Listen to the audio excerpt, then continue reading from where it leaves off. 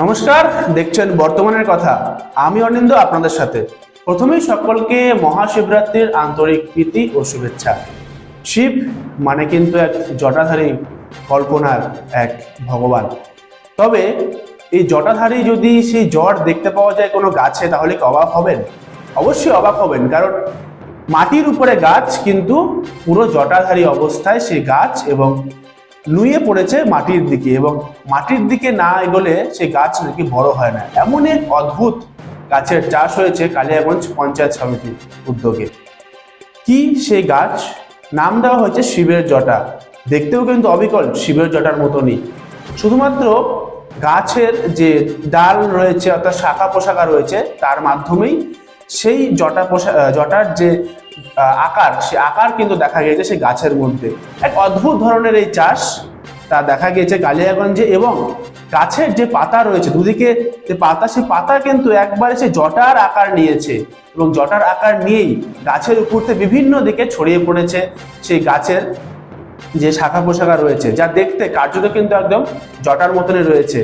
কিভাবে সেই গাছের চাষ হয় বা কোথা থেকেই আনা হয়, বা আপনিও কি সেই গাছ বাড়িতে লাগাতে পারবেন, সমস্ত কিছু কিন্তু প্রশ্নের উত্তর থাকবে আজকের আমাদের এই বিশেষ প্রতিবেদনে।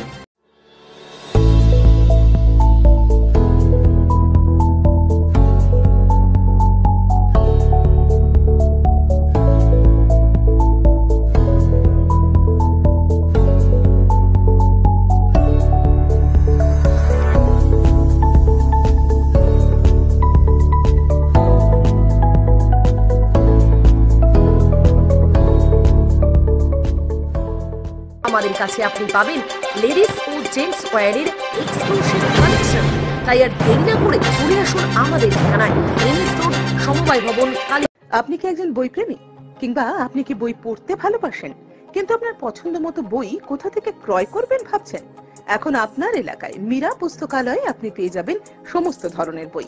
যেমন এখানে পাবেন স্কুল কলেজের পাঠ্যপুস্তক, বিভিন্ন চাকরির পরীক্ষার বই, এছাড়া ধর্মগ্রন্থ, শিক্ষামূলক সামগ্রী, অফিস স্টেশনারি, ড্রয়িং সামগ্রী এবং খেলাধুলার সরঞ্জাম মীরা পুস্তকালয় থেকে ক্রয় করতে পারবেন। তাহলে আজই যোগাযোগ করুন আমাদের ঠিকানায়, সুকান্ত মোড়, কালিয়াগঞ্জ, উত্তর দিনাজপুর। যোগাযোগের জন্য নম্বর 8945933128।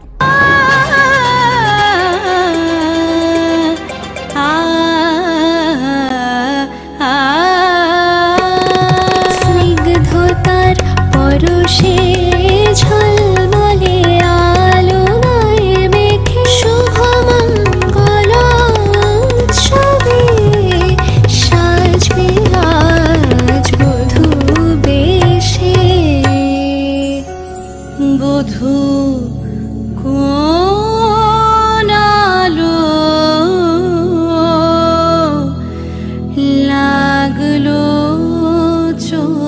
শিবম, প্রতি মুহূর্তের উৎসবের গয়না। শিবম জুয়েলারি হাউস, চিরদিনের। হ্যাঁ, এই যে হচ্ছে মানে এই যে গাছটার নাম কি? আর এটা নাম হলো শিব জটা। আবার এটা যদি ভালো নাম, ইংরেজি নাম যদি বলা যায়, তাহলে বলতে হবে এটা হলো মাঙ্কি টেল। মানে এটা আস্তে আস্তে করে আমরা মহাভারতে আমরা দেখেছি, রামায়ণে দেখেছি যে হনুমান যখন শীতে গেলেন, লঙ্কাতে গেলেন, ওর লেজটা মূলত বাড়ছিল, বড় হচ্ছে তো হচ্ছেই। তো ঠিক ইনিও তাই, ও বাড়ছে তো বেড়েই যাচ্ছে, কখন শেষ হবে কেউ জানে না। যতই উপরে দিই না কেন, ওর এন্ডটা হচ্ছে মাটিতে যখন টাচ করবে, তখন ও ওখান থেকে বংশ বিস্তার করে আবার নতুন করে গাছ হবে। তো এই গাছটা হচ্ছে মানে কোন সময় লাগানো হয়, আর এটার মানে কি ফুল হয়? এটার বৈশিষ্ট্যটা কি? এটা ফুল হয় না, পাতাই হয়।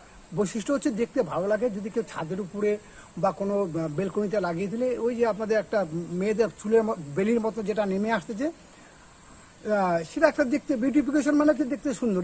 এর বাইরে কিছু নেই। আর এটা কি ইনডোর প্ল্যান্ট নাকি? না, এটা আউটডোর। তো কোনো গাছে কি কোনো কিছু দিতে হয় এক্সট্রা ভাবে? হ্যাঁ, সে তো দিতে হবে। গাছে বাঁচিয়ে রাখার জন্য তাকে খাদ্য দিতে হবে। কি ব্যবহার করতে হয়? যত জৈব সার আছে, যেভাবে খৈল আছে, বাড়িতে যদি কেউ লাগায়, তাহলে বাড়িতে যে ভাতের মাঠটা আছে, সেই মাঠটার মধ্যে অল্প একটু লবণ দিয়ে যদি গাছে গোড়া দেওয়া যায়, তাতে আর কোনো কিছু লাগবে না। এবার দেখা গেলো ওই গাছে পোকা অ্যাটাক করেছে, দরকার নেই। আমি মেডিসিন আমরা কোনো ইউজ করতে, বাড়িতে হলুদ আছে, শুকনো গুঁড়া হলুদটা গাছে ছিটিয়ে দিলে পোকাটা মারা যাবে। আচ্ছা, এই গাছগুলো তো সাধারণত দেখা যায় না, কোথা থেকে নিয়ে এসেছিলেন এটা? বিভিন্ন জায়গায় এটা কালেকশন করতে হয়, আমাকেও এটা বিভিন্ন জায়গা থেকে কালেকশন করতে হয়। আমাকে দেখতে হয় যে কোথায় কি গাছটা আছে, কোন জায়গাটা কোন গাছটা সেট আপ করবো, তার উপর নির্ণয় করতে হয়। মহারাষ্ট্র আমাদের এখানে যে আমাদের ব্লকে যে গাছগুলো আছে, আমাদের ওয়েস্ট বেঙ্গলে প্রায় 13-14টা স্টেটের জিনিস এখানে আছে।